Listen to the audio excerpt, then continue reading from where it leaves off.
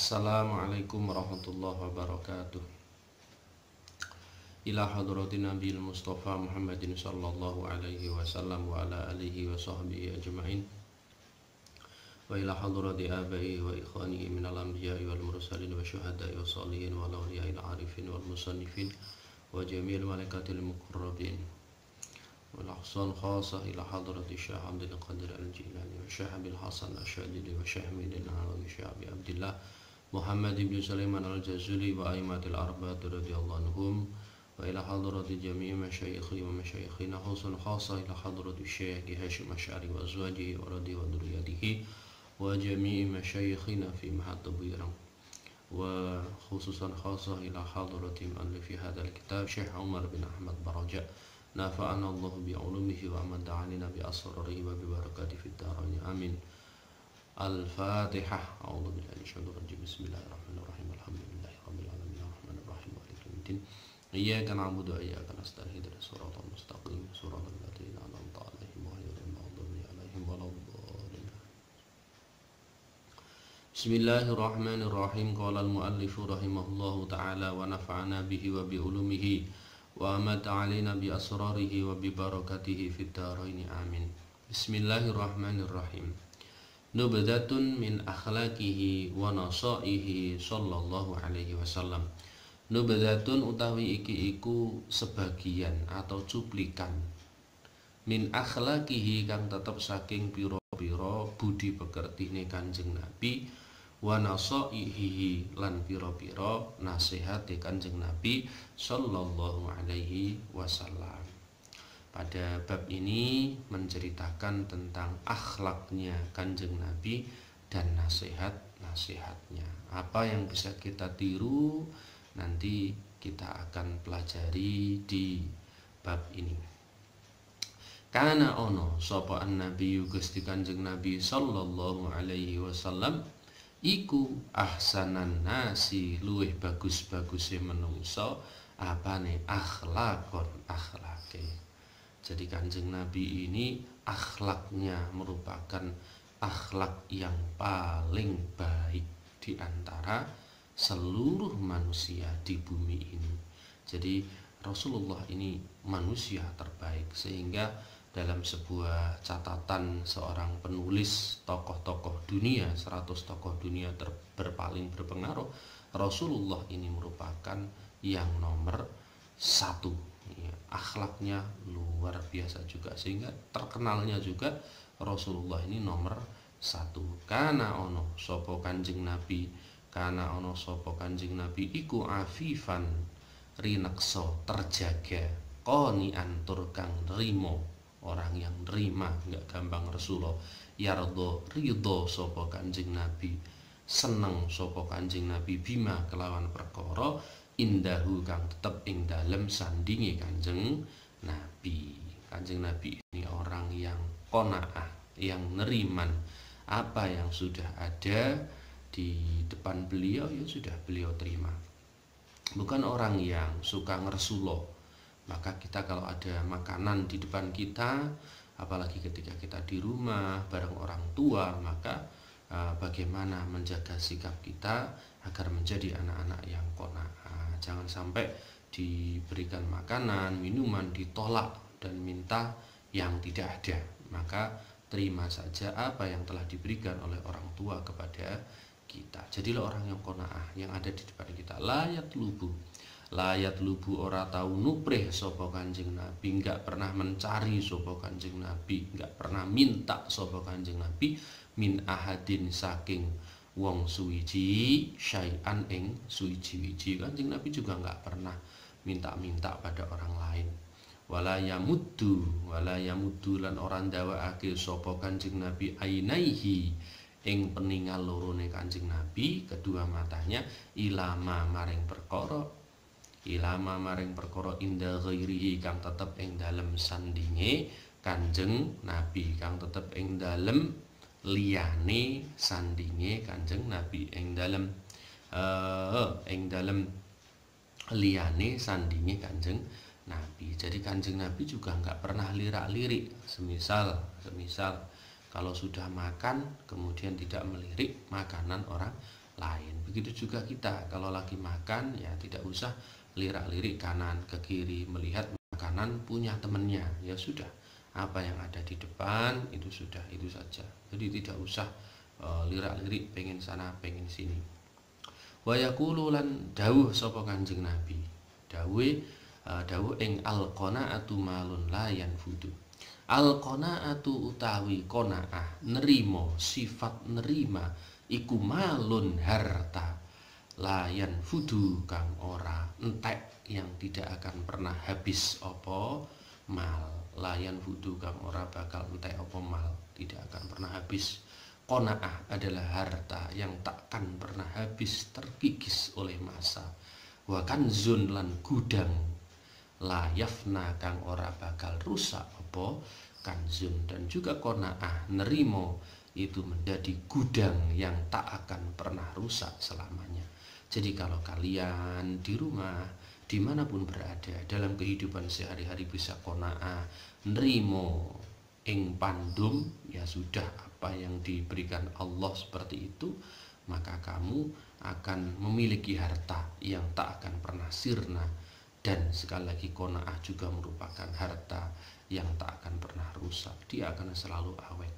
Itu tidak mudah kepingin qanaah saja nerima pemberian Allah. Wa fil hadisi lan iku kasebut ing dalam siji hadis al-akhari kang weneh apa hadis yang lain apa hadis latas al utawi dawuh latas al ojo njaluk sapa sira, jangan meminta sapa sira annasa ing menungso syai'an ing suwiji-wiji. Jadi kamu, kata Rasulullah, jangan meminta-minta kepada manusia, karena perbuatan meminta-minta itu perbuatan yang tidak baik, kecuali minta sama Allah. Ini justru perbuatan yang baik, dan meminta pada Allah itu termasuk ibadah. Jadi orang berdoa itu ibadah. Kenapa? Menunjukkan bahwa dirinya adalah lemah dan hamba, membutuhkan Allah Subhanahu wa ta'ala. Tapi kalau minta kepada manusia, nah ini yang tidak baik dan dilarang oleh Rasulullah. Maka nggak boleh orang mampu masih bisa bekerja ternyata ngemis-ngemis minta-minta. Nah ini tidak boleh. Selanjutnya apa akhlak Rasulullah? Wa kana lan ono sapa Gusti Kanjeng Nabi iku haliman, lapang dada. Orang yang lapang dada, la yaghdabu, ora tau muring-muring sapa Kanjeng Nabi. Kanjeng Nabi ini orang yang lapang dada dan tidak pernah marah. Nih, sekali lagi saya ulangi, Rasulullah itu lapang dada, beliau tidak pernah marah. Jadi maka dari itu kalian di rumah apalagi harus menjaga sikap, jangan sampai keluar kata-kata marah, apalagi marah terhadap kedua orang tua. Wala yasubbu lan ora tau misui sapa Kanjeng Nabi ahadan ing wong suwiji. Kanjeng Nabi itu enggak pernah mengata-ngatai orang, misu-misui orang lain, enggak pernah. Maka sebagai seorang santri hukumnya wajib meniru Kanjeng Nabi, jangan sampai mengeluarkan kata yang tidak baik alias misui orang, tidak boleh. Jangan sampai santri ada yang misui. Sekali lagi yang kita tiru adalah Kanjeng Nabi. Wa yaqulu lan dawuh sapa Kanjeng Nabi, dawuh ing al-ghadabu ila akhirih. Al-ghadabu utawi muring-muring, marah-marah, iku yufsidu, ngerusak apa ghadab al-imana ing iman. Jadi kata Rasulullah, marah itu bisa merusak iman. Kama yufsidu kalau kaya oleh ngerusak apa al-khallu cuka al-asala ing madu. Sebagaimana cuka bisa merusak madu, begitu juga dengan ghadab, marah itu juga bisa merusak iman. Betapa banyak orang yang baik kemudian dia marah, karena dari marahnya itu ternyata merusak imannya, menimbulkan imannya turun, dia mengikuti hawa nafsu kemarahannya, sehingga imannya pun menjadi rusak, imannya menjadi berkurang kualitasnya. Maka dari itu santri-santri tahan amarahnya, jadilah orang yang bersabar, tenang, dan jangan mudah marah. Nah, selanjutnya apa? Akhlaknya Kanjeng Nabi sabirun. Sabirun iku wong kang sabar. Kanjeng Nabi juga orang yang sabar alal balai ing atase balak, atas bencana, wal adzalan biloro. Kanjeng Nabi juga kalau sakit, kalau terkena balak, terkena apapun, beliau juga merupakan orang yang sangat sabar. Ini patut kita tiru. Kalian kalau sakit ya tetap bersabar, berdoa sama Allah Subhanahu wa taala. Tetap sabar, jangan sampai tidak sabar. Ya'fu ngapura sapa Kanjeng Nabi, memaafkan sapa Kanjeng Nabi anil ladzi saking wong yusiu kang ngeleki sapa Kanjeng Nabi, sapa alladzi yang berbuat jelek, sapa alladzi yang gawe Allah atau berbuat jelek, sapa alladzi ilaihi maring Kanjeng Nabi. Saya ulang lagi, ya'fu ngapura sapa Kanjeng Nabi, memaafkan sapa Kanjeng Nabi anil ladzi saking wong yusiu kang gawe Allah sapa yusiu kang gawe Allah sapa yusiu kang gawe Allah sapa alladzi berbuat jelek sapa alladzi ilahi maring Kanjeng Nabi. Jadi Kanjeng Nabi itu selalu memaafkan orang-orang yang berbuat buruk terhadap beliau. Jadi beliau orang yang pemaaf. Begitu juga kalian, kita semua bagaimana bisa memaafkan orang-orang yang mungkin pernah melukai kita. Walaupun itu berat, tapi pahalanya luar biasa. Salah satunya adalah mengikuti ajaran Rasulullah Sallallahu Alaihi Wasallam. Wa yad'u lan dongaake sapa Kanjeng Nabi lahu maring alladzi bi khairin kelawan kebagusan. Kanjeng Nabi bukan hanya memaafkan, tapi mendoakan yang baik-baik. Maka kita ketika disalahi orang, ketika kita dimusuhi orang, ketika ada orang berbuat jelek terhadap kita, maka kita maafkan dan juga doakan yang baik-baik. Jangan sampai malah didoakan yang jelek-jelek, doakan celaka saja. Nah, ini bukan sikapnya seorang santri sejati. Seorang santri sejati adalah mengikuti ajarannya Kanjeng Nabi dan ditiru oleh para ulama-ulama kita, para kiai-kiai kita. Itu juga meniru apa yang dilakukan oleh Rasulullah. Wa yaqulu lan dawuh sapa Kanjeng Nabi, wa yaqulu lan dawuh sapa Kanjeng Nabi, dawuh ing al afu la yazidu al abda illa izan. Al afu utawi ngapura utawi memaafkan iku la yazidu ora nambahi apa afu al abda ing kawula illa izan kejaba ing mulya. Jadi memaafkan itu tidak akan menambah sesuatu kepada seorang hamba kecuali kemuliaan. Artinya orang yang mau memaafkan itu nanti akan bertambah kemuliaannya. Maka kita berusahalah untuk selalu memaafkan, karena dengan memaafkan itu maka sesungguhnya kita sedang mendapatkan kemuliaan dari Allah Subhanahu wa taala. Fa'fu, maka perintahnya fa'fu mongko padha ngapura sapa sira kabeh, maka maafkanlah. Yu'izzakum, yu'izza mongko bakal mulyaake kum ing sira kabeh sapa Allahu Gusti Allah. Maka kalau kalian mau memaafkan, maka sesungguhnya Allah akan memuliakan kalian semua. Ingat, sekali lagi, dengan memaafkan kita bukan semakin hina, bukan semakin rendah, tapi kita semakin mulia. Maka dari itu, maafkanlah orang-orang yang telah berbuat salah kepadamu, maka Allah akan memuliakanmu. Ya tawadhu, ya tawadhu, sifat Rasulullah selanjutnya, ya tawadhu, tawadhu sapa Kanjeng Nabi lisohiri maring bocah cilik wal kabiri lan wong tua, wong gede. Kanjeng Nabi sama anak kecil itu ya tawadhu, sama orang yang tua juga tawadhu, rendah hati, tidak sombong. Wa idza ta'alan ing dalem nalikane mengundang hu ing Kanjeng Nabi sapa ahadun wong suwiji yujibu mongko ngijabahi sapa Kanjeng Nabi hu ing ahad biqaulihi kelawan dawuh Kanjeng Nabi labbaika sendika dawuh ya. Kanjeng Nabi itu kalau diundang orang, semisal diundang ke rumahnya, maka Rasulullah selalu hadir, selalu datang dengan mengatakan labbaik, labbaik, labbaik, sandika iya, iya, siap, siap, siap gitu. Kalau kita sekarang ya bilangnya hadir, siap. Labbaik, siap, siap, siap.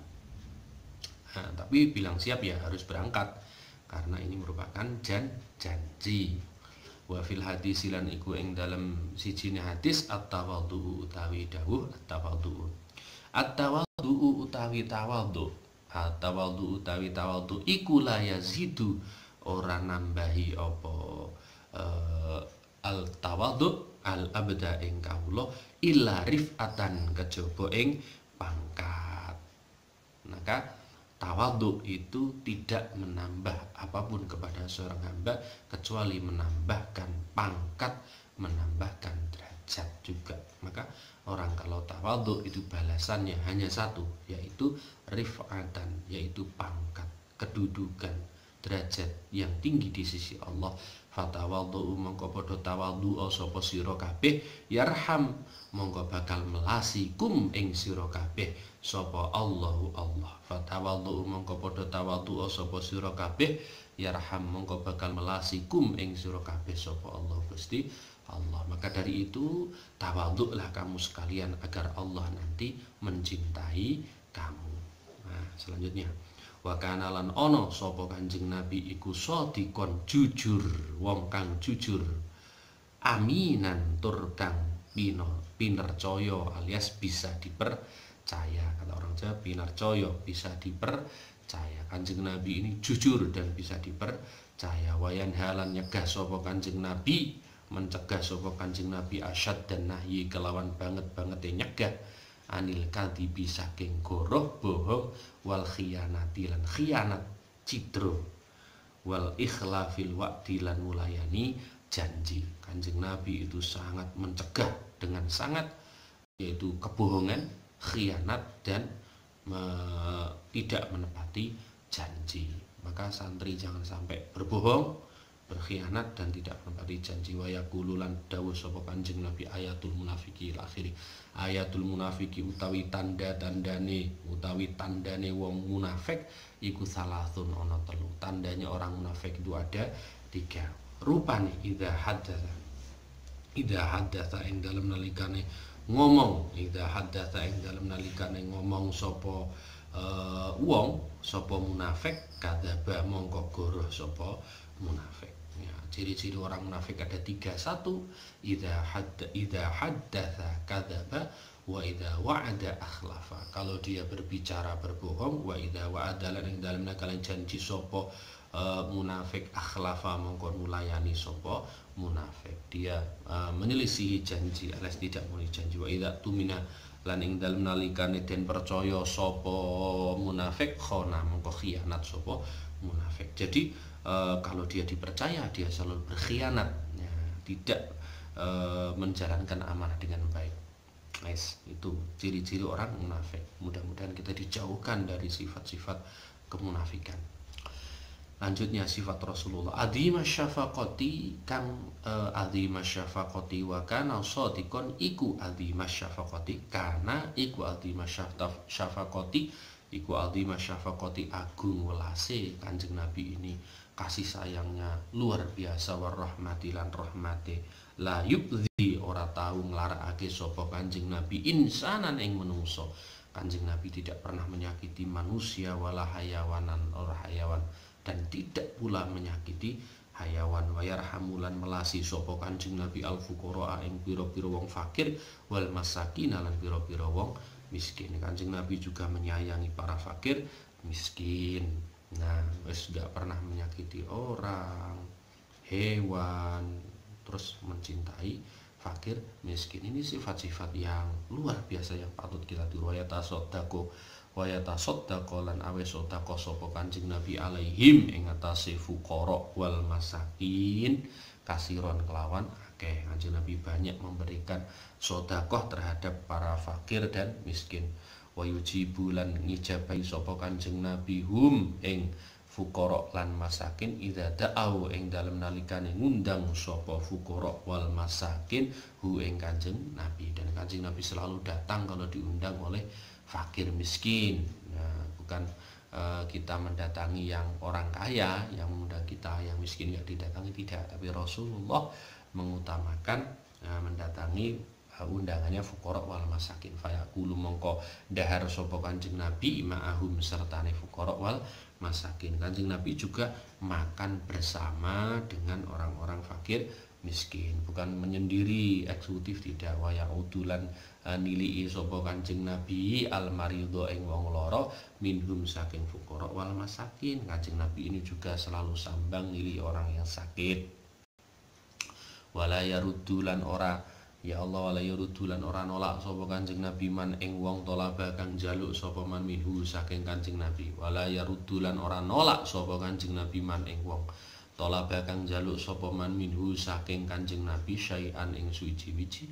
Kanjeng Nabi tidak pernah menolak orang yang meminta sesuatu dari beliau. Jadi tidak diusir, sudah saya nggak punya, tidak, tapi diterima, nggak pernah nolak. Wa dalam yakun lan ing dalam nalikane ora ono iku indahu tetep ing dalam sandinge Kanjeng Nabi apa syai'un wiji-wiji. Wa ada mongko janji sapa Kanjeng Nabi, berjanji sapa Kanjeng Nabi hu ing syai utawa wa adahu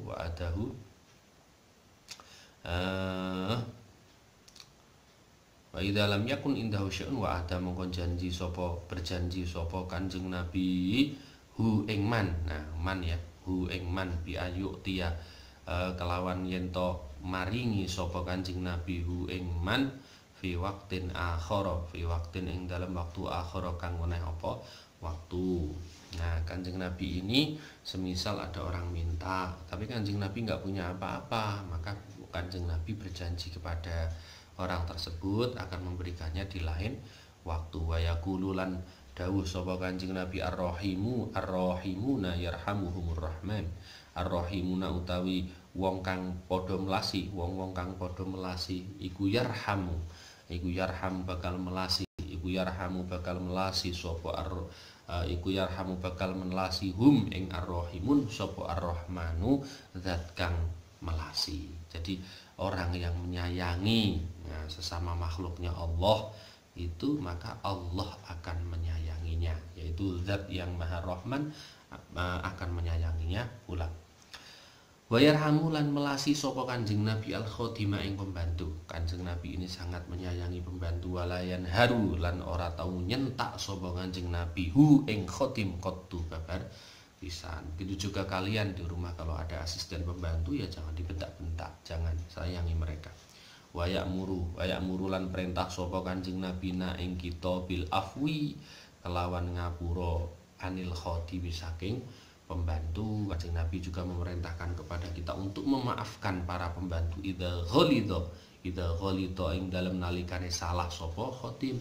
Kalau khotimnya salah maka diperintahkan oleh Rasulullah untuk dimaafkan, jangan dimarahi. Wa yusyfiqu lan melasi sapa Kanjeng Nabi, mencintai sapa Kanjeng Nabi ala sibyani ing atase bocah-bocah cilik. Kanjeng Nabi sangat mencintai anak-anak kecil, menyayangi. Fa idza dakhala mongko ing dalem nalikane manjing sapa Kanjeng Nabi fis sholati ing dalem salat.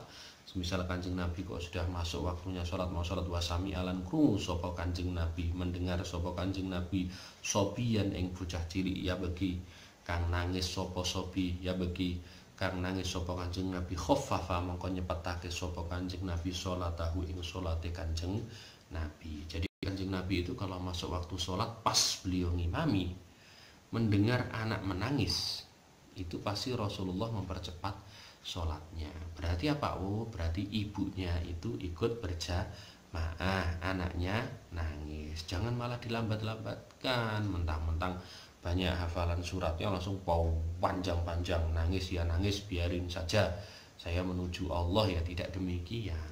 Harus perhatikan sekitarnya. Jadi sikon baca suratnya jangan panjang-panjang. Kanjeng Nabi aja cepat, apalagi kita, maka kita harus bisa meniru beliau. Jadi imam ya ojo kesuwen, malah justru tidak baik. Kalau memang makmumnya juga kan beragam, kecuali kalau makmumnya adalah kalian para santri yang memang aktivitasnya ya ngaji, sholat berjamaah itu dan lain sebagainya. Wadada yauminan ing dalem sijine dina ata rawuh sapa sayyiduna Gusti kita rupane Al Hasanu Sayyidina Hasan radhiyallahu anhu, radhiya muga-muga ridhoni sapa Allah anhu saking Sayyidina Hasan, wa huwa hale utai Hasan iku saghirun bocah cilik. Suatu hari Sayyidina Hasan ini datang kepada Rasulullah, sedangkan Rasulullah waktu itu sedang sholat. Sayyidina Hasan ini masih kecil ya. Wan Nabi hale utai Kanjeng Nabi iku yusolli salat sapa Kanjeng Nabi, faroqiba mongko numpak sapa Sayyidina Hasan dhahrahu ing gegere Kanjeng Nabi. Jadi ketika Kanjeng Nabi sholat, pas waktunya sholat, Sayyidina Hasan datang langsung naik ke punggungnya Nabi. Wa huwa hale utai Kanjeng Nabi iku sajidun wong kang sujud. Jadi Kanjeng Nabi pas sujud, Sayyidina Hasan itu bermain, datang ngerti Rasulullah sedang sholat, ya lagi ngimami gitu ya. Ada yang nempel di punggung, gandol, ternyata cucunya sendiri. Apa yang harus dilakukan kalau seperti itu? Nah, kalau ada anak kecil tiba-tiba naik ke punggung kita, fa'abto'a mongko ngendi-ngendi sapa Kanjeng Nabi, memperlambat sapa Kanjeng Nabi fi sujudihi ing dalam sujude Kanjeng Nabi. Nah, ketika sujud Kanjeng Nabi ini lama dan memperlambat. Mungkin sahabat juga bertanya, ada apa ini? Rasulullah kok sujudnya lama sekali. Nah, ternyata di punggungnya Rasulullah ada Sayyidina Hasan yang sedang bermain. Jadi kalau ada anak bermain di punggung orang tuanya, itu sudah biasa. Sayyidina Hasan cucunya Rasulullah saja juga begitu. Jadi jangan langsung disimpulkan anak yang bermain-main, nempel tiba-tiba gantung di punggung orang tuanya, tiba-tiba gandoli sarungnya, itu anak nakal, bukan. Jadi memang anak kecil seperti itu. Syafakotan, kenapa Kanjeng Nabi kok memperlambat dan santai sujudnya? Syafakotan krono melasi alaihi ing atase Sayyidina Hasan, karena cintanya Rasulullah terhadap Sayyidina Hasan, sehingga Rasulullah sujud lama sekali, hatta nazala, sehingga temurun sapa Hasan anhu saking dohrin Nabi, saking dohru, saking gegere Kanjeng Nabi. Jadi Rasulullah menunggu Sayyidina Hasan ini turun dari mana? Dari punggungnya. Ya sudah, santai, tenang. Nah, ini adalah yang dilakukan oleh Rasulullah Shallallahu Alaihi Wasallam. Jadi kalau ada anak nangis ketika ibunya ikut jamaah, ya dicepatkan suratnya, nggak usah panjang-panjang. Dan ketika ada anak kecil bermain di punggungnya, waktu itu Sayyidina Hasan, ya Rasulullah tenang, santai, bukan langsung diturunkan, dilempar gitu, dimarahin. Nah, tidak, sholat tetap dilanjutkan sholat, sabar menanti. Jadi kalau masa saat ini ada larangan anak kecil dilarang masuk masjid, nah ini kurang tepat ya kalau kita melihat hadis ini, bahwa memang anak kecil bermain-main kemudian nempel-nempel, gandol-gandol di orang tua rame, itu sudah biasa, wajar. Jadi nggak usah dilarang-larang. Kalau dilarang justru berefek kurang bagus. Bayangkan kalau di masjid tidak boleh, maka kira-kira anak tadi akan lari kemana? Nah, kalau dia pulang ya minimal dia pasti lihat TV. Kalau tidak TV, dia main game online, dia main HP. Nah, karena apa? Di masjid dilarang oleh orang yang di masjid. Kemudian di masjid dimarah-marahin, dibentak-bentak. Nah, kira-kira anak mau nggak kembali ke masjid? Ya nggak mau. Kamu ngerameni saja ya sudah, wajar. Memang anak kecil itu rame. Nah, kalau yang diam saja ya sudah tua-tua. Nah, kalau ada orang tua kok rame-rame, nah perlu dipertanyakan, ini sudah tua apa memang tua tapi tua kekanak-kanakan. Maka dari itu anak-anak yang masih kecil-kecil, kalau kalian SMP sudah besar, jadi kalau masih ribut jajar rame di masjid ya tidak pantas. Ya, masih kecil-kecil, masih TK, MI kelas 1, kelas 2, nah itu masih wajar anak-anak kecil. Nah, harusnya di masjid-masjid itu ya tidak usah ada larangan, dilarang masuk masjid anak kecil, ya biarkan saja anak kecil biar ramai di situ. Dan yang menjaga masjid di situ ya takmirnya ya jangan galak-galak. Anak anak-anak dibentak-bentak, jangan di sini, diusir, dimarah-marahin. Nah, sehingga masjid ini menjadi tempat yang serem buat anak-anak kecil. Harusnya dengan ramah, tersenyum, adik sini, nah begitu. Kalau sambil marah-marah kepada anak kecil, anaknya nggak betah, nggak enak. Akhirnya dia apa? Dia pulang, di pinggir jalan ketemu orang-orang yang duduk-duduk di perempatan-perempatan. Apakah mereka ramah? Oh ramah, oh, silakan, mari sini. Kemudian mampir melihat, oh ada game online, mampir ada di warnet. Waduh, kira tidak mungkin juga si penjaga warnet itu galak, pasti dia akan tersenyum. Nah akhirnya apa? Dia akan lebih mencintai warnet yang penjaganya itu tersenyum daripada di masjid yang ternyata penjaganya serem-serem dan suka marah-marah. Nah itu padahal Rasulullah sudah mencontohkan, Rasulullah itu mencintai anak-anak kecil. Di masjid diganggu, ada yang gandol di punggung, ya biasa saja. Itulah anak kecil, tidak boleh marah. Tidak boleh marah. Maka yang jaga masjid sekarang harus berubah, tersenyum gitu.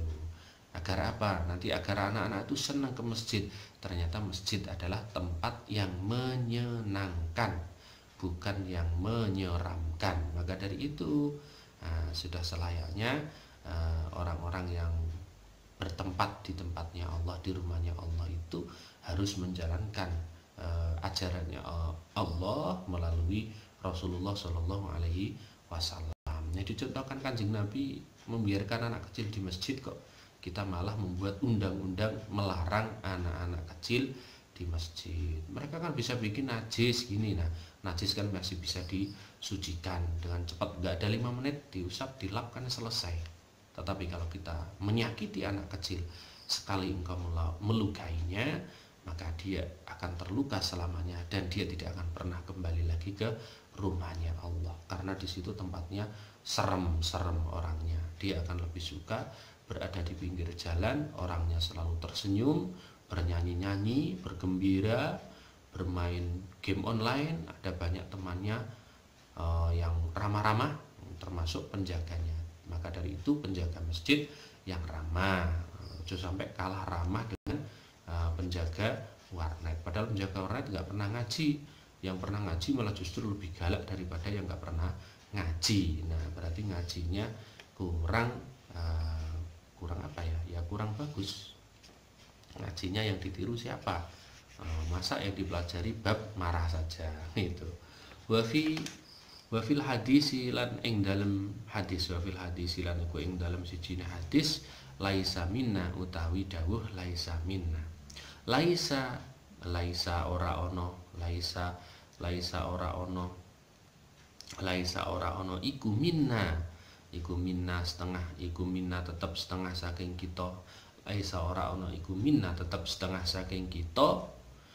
Sapa man wong, laisa ora ono iku minna setengah saking kita. Laisa ora ono iku minna tetap setengah saking kita. Sapa man wong lam yarham kang ora melasi sapa man, yang tidak mencintai sapa man saghirona ing anak cilik kita, saghirona ing anak cilik kita. Nah termasuk kata Kanjeng Nabi, bahkan sampai dikatakan bahwa bukan termasuk umatku, bukan termasuk bagian dariku orang-orang yang tidak menyayangi anak-anak kecil. Sekali lagi, bukan termasuk golonganku, kata Kanjeng Nabi, orang yang tidak mencintai anak kecil, wa yuwakir lan orang menghormati sapa man kabirona ing wong gede kita, dan juga orang yang tidak mau menghormati orang yang lebih tua. Itu juga termasuk bukan bagian dari umatku. Jadi kalau ingin diakui sebagai umatnya Rasulullah, cintailah anak kecil, hormati yang lebih tua. Maka dari itu kalau di masjid ada anak-anak bermain, ya jangan dibentak-bentak, jangan dimarahi. Kemudian tetap disayangi, dibimbing untuk lebih baik. Mudah-mudahan bermanfaat. Wallahu a'lam bishawab. Al-Fatihah. Bismillahirrahmanirrahim. Ar-Rahmanir-Rahim.